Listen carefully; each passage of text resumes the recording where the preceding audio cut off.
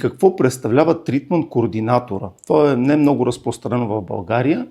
Има някои клиники, които го практикуват, но е изключително разпространено в Америка и в някои клиники или повечето клиники в Западна Европа. При нас не само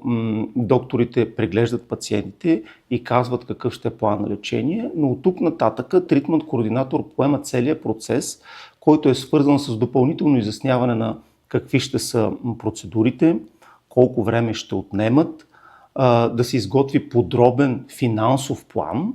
и вече да се пристъпи към контакт с този пациент, за да видим как финансово това във времето ще се реализира. Докторът реално през цялото си време той се обучава как да лекува пациента,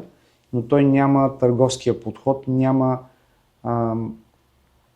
това виждане реално, защото тук все пак говорим за едно лечение и трябва да се помогне на пациента да осъзнае нуждата от това лечение, а той много често идва в клиниката пациент, който не е сигурен дали има нужда от лечение, не е сигурен дали трябва да се случи сега и трябва да има човек, който да може да му обърне времето и вниманието и да може да го поведе в правилната посока с търговски профил, трябва да е този човек.